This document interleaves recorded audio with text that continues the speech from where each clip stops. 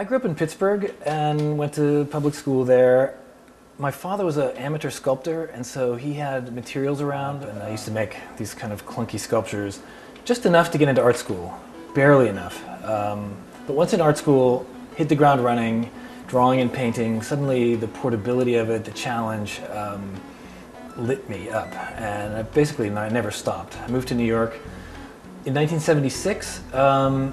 City was broke, very dark, exciting. I loved the city. I thought this is where I want to be. It was in the middle of my undergrad experience, but I wanted to go to the New York Studio School, which was a sort of heir to Hans Hofmann and his teaching. So that introduced me to a kind of more rigorous ideas of Cubism, Surrealism, and then I've been in New York ever since. I haven't stopped making work. In the 80s, I was living in the East Village, and I was already showing. I showed at McKee Gallery starting around '84, but my milieu was there, and I was in a band called Details at 11, and we played all the clubs, EPC, the Pyramid Club, Danceteria. It was exciting. It was great. We had a record, and but I enjoyed the crossover between entertainment and art in these sort of dark and nasty environments. I think a lot of my generation, certainly at that time, there was a sort of a resurgent interest in pop, but not pop in its traditional form, but pop worked through with a kind of subjectivity, recalibrated to tell other stories that it wasn't originally designed to do. And I think I'm still involved with that. Synthesizing sources, applying them to deviant narratives, using secondhand material for first-person articulations. When I first arrived in New York, it was the late '70s, and post-minimalism, minimalism, conceptualism were kind of the reigning styles, although there was a kind of a rugged downtown abstraction trend that was going. So when the 80s rolled in, and Schnabel, Salle, these artists, it was very exciting, because for the first time I saw that there was a place for what I was doing in the world of the galleries. My emergent moment is a kind of a microsecond behind neo-expressionism, dubbed by Dan Cameron neo-surrealism. So I was in a show at Barbara Gladstone with George Condo and Kenny Scharf and some Germans, Doc Opil, Andreas Schulze, and that was our turn, this surrealism, but which was not really movement at all, but it was a swerve in the what do you call it? The re-examination of painting, depiction, figuration, and we've all, of course, evolved and gone our own ways. I get dubbed now something like a pop surrealist. Well, that's fine. I don't care. If you're using a coarse enough grid, or big enough box, you can toss me in there. From about 1989 to '95, I worked almost exclusively with photographs from my family album. Originally, I would copy photographs I had taken as a kid, enlarge them, and then I would add things to them or conjure things from within them. But I used the photograph and its sense of the past as a kind of orienting plane, I guess, both emotional and literal. Then I realized it all became a kind of storytelling about that time, which was like the early '60s, and in some ways I had kind of polluted my memories with the contents of my current interests. Then I kind of pushed a little further back, and I made a whole series of paintings based on my parents' wedding, photographs from their wedding. And those works, in some ways, evoked issues of class and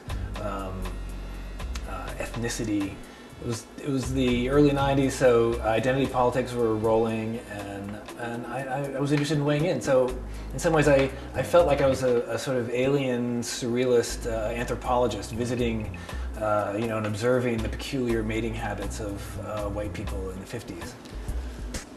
Somewhere about 10 years ago, I was in Vermont and I went to this yard sale and I found this drawing by somebody named Frank Grant. Who is Frank Grant? I don't know. But he did this pencil drawing of a nurse, like a little girl dressed up as a nurse, holding her puppy, and the puppy had a bandage around its paw. And this thing was so strange and funny, a little creepy, but the puppy and the girl were fused. The girl's hair rolled down and became the puppy's ear, and it was badly drawn, but maybe copied from a photograph somewhere. And I became interested in it. I did a painting that was basically a copy of it, or I made the drawing into a painting. In a way, I wanted to sort of channel or have a relationship with Frank, and through Frank, a relationship with this nurse, this girl. And I thought the whole thing made a kind of a complicated psychology, what would we call it, intersubjectivity between all of us, the girl who didn't exist. So I made a few paintings based on that, and she has just been part of my repertoire company for a while. So this painting is sort of a newer incarnation of the nurse, the veterinarian.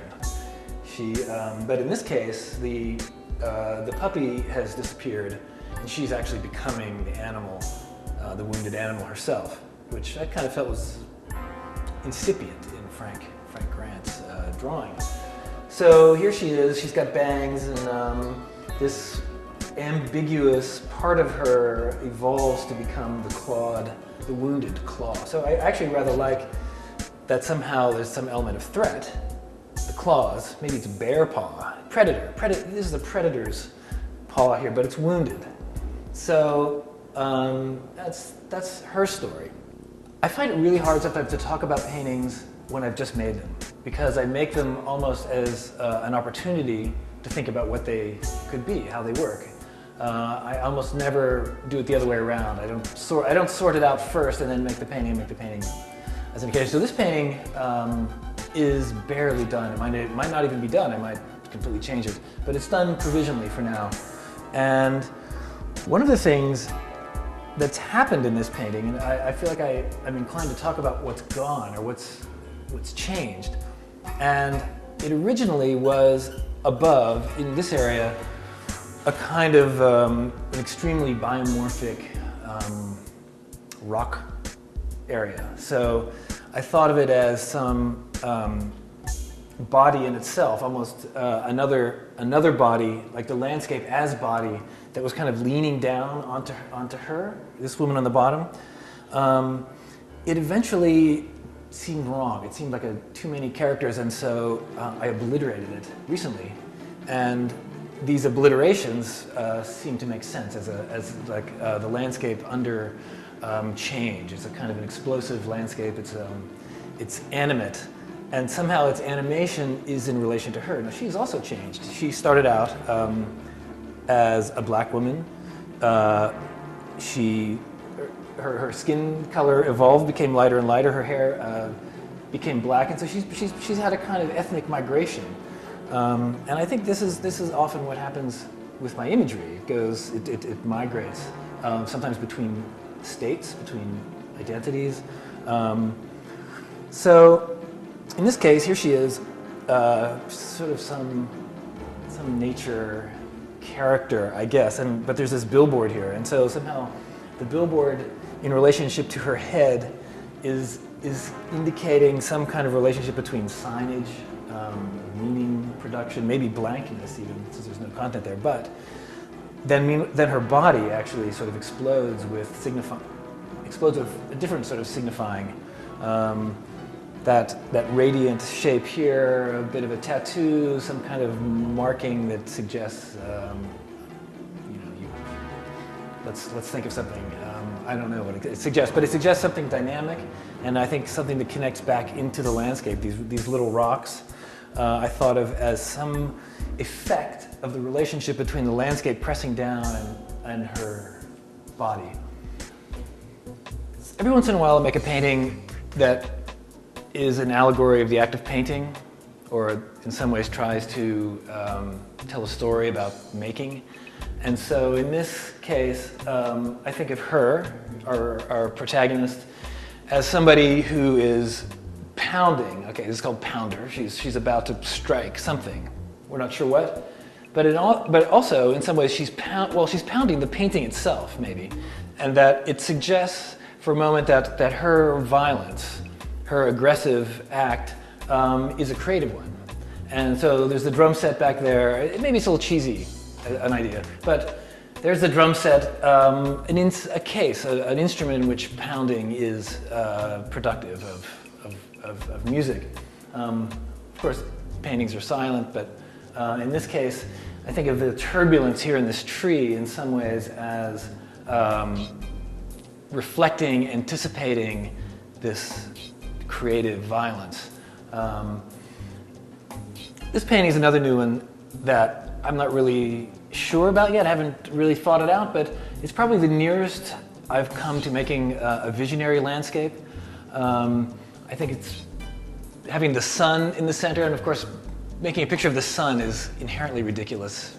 Light-producing object of blinding. The blinding thing, just rendered in inert pigment, of course, is kind of funny. But here it's the sun surrounded by this loopy rainbow that's kind of leaking its hue toward the sun. I think of as almost like in the tradition of like American abstraction, visionary abstraction, like Arthur Dove. It has a slightly naive, jokey, jaunty quality. And I do it, I guess, in the service of, what would it be? In the service of trying to capture what it's like to be a thinking person through images. That somehow the process of thinking that involves memory, imagination, language, sense data, all sort of layered and tangled into a soup that I guess we call consciousness. Reflect that. Of course, you can't really make a picture of consciousness, but you can get some of the dynamic character of it, the slipperiness of it, the culturally embeddedness of it.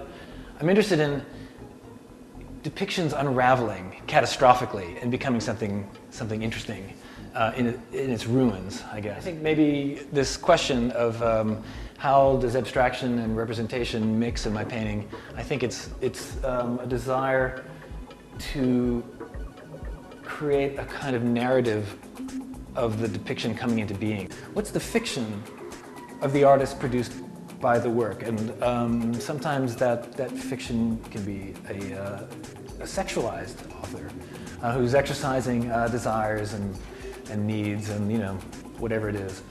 So in this painting, perhaps the landscape, could be understood as some stand-in for the author effect. Now here, I'm standing here, I'm not an effect right now, but presumably when one sees this painting, I'm not around, I'm not chattering away, I'm not being, the soundtrack. So in fact, maybe this condition of the artist standing by their work, talking, is a kind of betrayal of the solitude, the silence, all the deep core values.